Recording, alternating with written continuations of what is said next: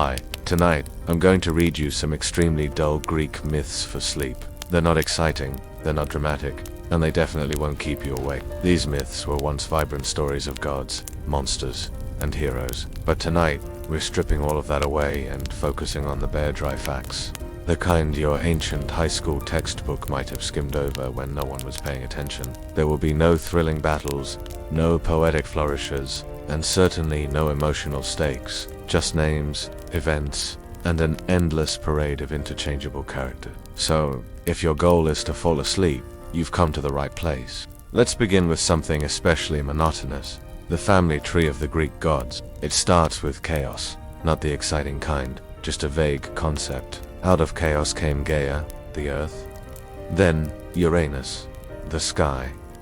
Gaia and Uranus had children, as one does. These included the Titans, such as Cronus and Rhea, who were themselves parents to the Olympian gods. Cronus, worried that his kids might overthrow him, ate them one by one as they were born. Rhea didn't love this plan, so she tricked him by hiding the youngest Zeus and feeding Cronus a rock wrapped in a blanket instead. Cronus didn't notice. Zeus grew up, came back, and forced his father to regurgitate his siblings. Thus began the Olympian era, though we won't focus on anything exciting they did, because again, that would be interesting, and we don't want that. Let's now name all 12 Olympians, slowly and without flair.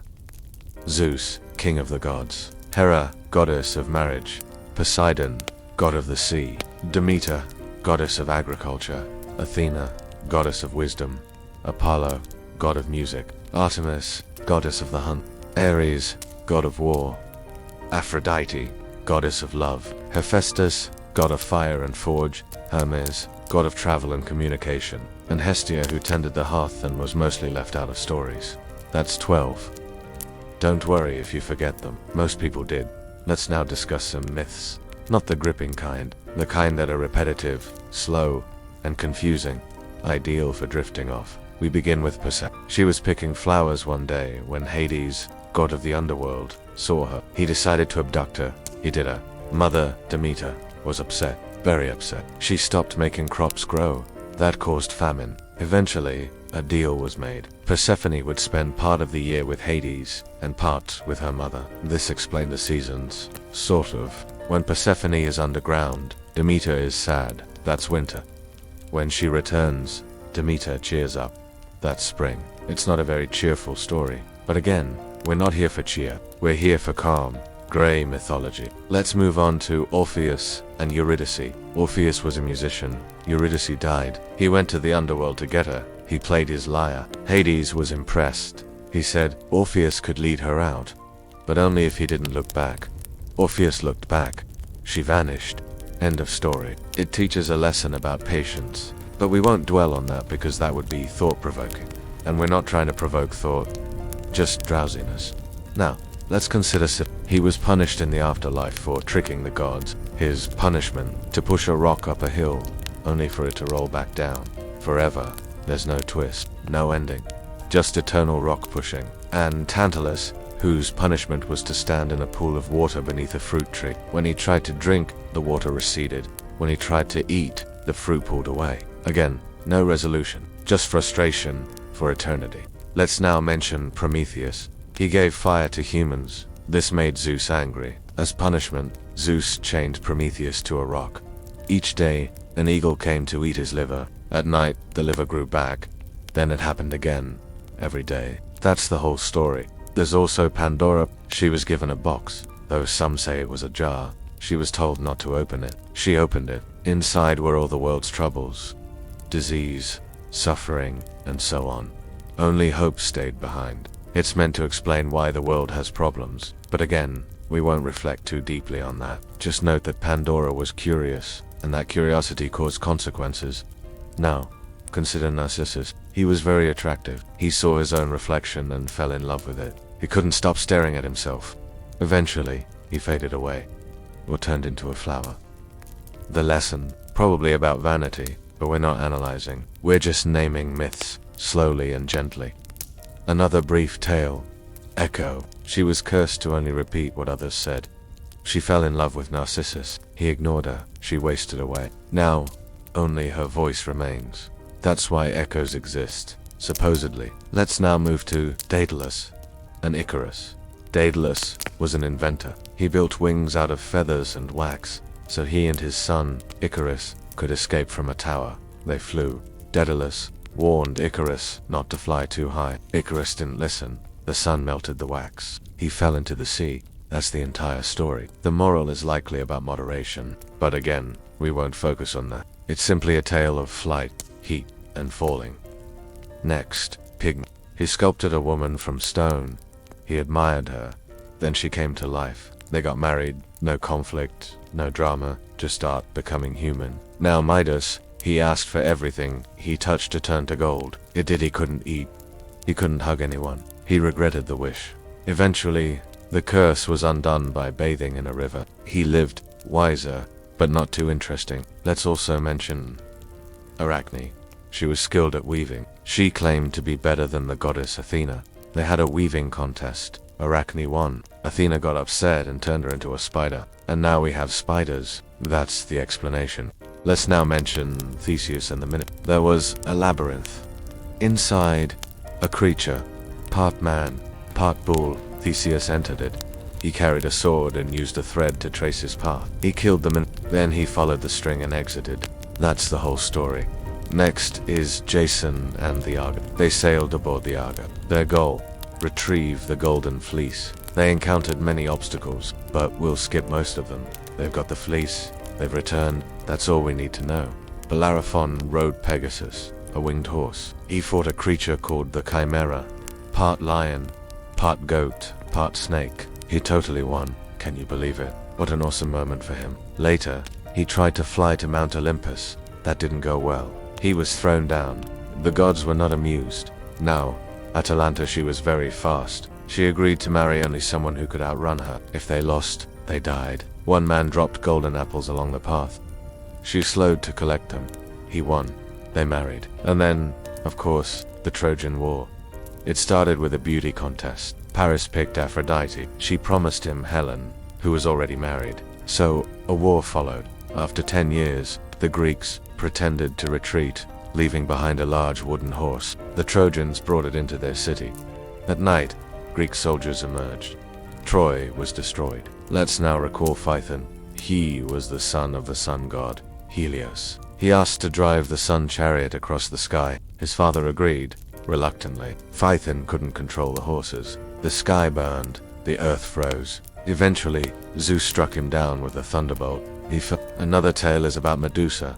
Once beautiful, she was transformed into a monster. Snakes for hair. Anyone who looked at her turned to stone. Perseus used a mirrored shield to avoid her gaze. He decapitated her. From her body, Pegasus was born.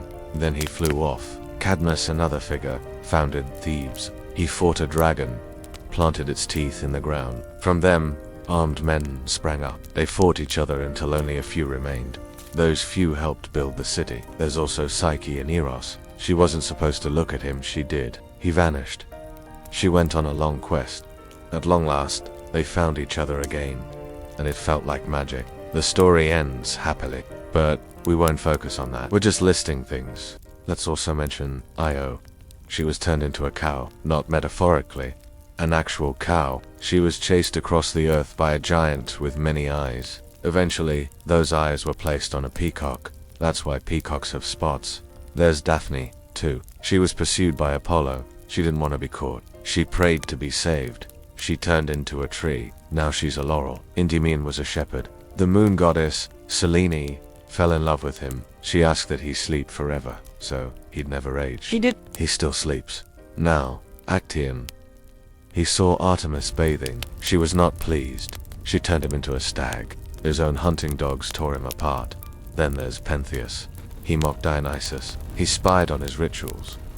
The women, in a frenzy, tore him apart. That's the entire tale. And she bragged about having many children. Leto, mother of Apollo and Artemis, had only 2. The gods took offense. They killed Niobe's children. She fled. She became a stone. Next is Tantalus. He offended the gods. As punishment, he was placed in a pool of water beneath fruit trees. But when he reached for the water, it receded. When he reached for the fruit, it moved away. He stayed hungry and thirsty forever. That's where the word tantalize comes from. He tricked death. So he was punished. He had to roll a boulder uphill. Each time it neared the top, it rolled back down. He did this forever. He still does. Also, Orion a hunter. Some say he was killed by a scorpion. Others say Artemis shot him. Either way, he became a constellation. Now he's in the sky. There's also Chiron, a wise centaur. Unlike the others, he was kind. He trained heroes. He was wounded and couldn't heal. He gave up his immortality. He died? Then there's Asclepius, son of Apollo, a healer so skilled he could bring people back from the dead. Zeus didn't like that. He struck him with lightning. Later, Asclepius became a god of medicine. Let's talk about Hecate, goddess of magic, crossroads, and ghosts. She carried torches. She wandered at night. She was feared. She was respected, often shown with 3 faces. Not much more is said. That's her myth. Now Eris, goddess of discord. She threw a golden apple at a wedding. It was labeled to the 3 goddesses fought over it. This led to the Trojan War. Or from one apple, then Typhon, a monster. Huge, terrifying, with 100 heads. He challenged Zeus. Zeus won. Typhon was trapped under Mount Etna. That's why it erupts. There's also Pan, god of nature. Half man, half goat. He caused panic, literally. People heard his music and fled. Nemesis was the goddess of revenge. She made sure no one got too lucky. If someone was arrogant, she brought them down, quietly, with balance. And then there's Morpheus, god of dreams. He sent images while people slept. Not stories, just shapes, fragments, feelings. That's all we know. Let's include Thanatos. He was death itself, not Hades, just the act of dying. He was quiet, gentle in some stories, terrifying in others. He didn't speak much. He simply arrived. Then there's Hypnos, god of sleep, brother of Thanatos. He drifted through dreams. He carried a poppy. He touched people's eyes. They closed. Now the fates.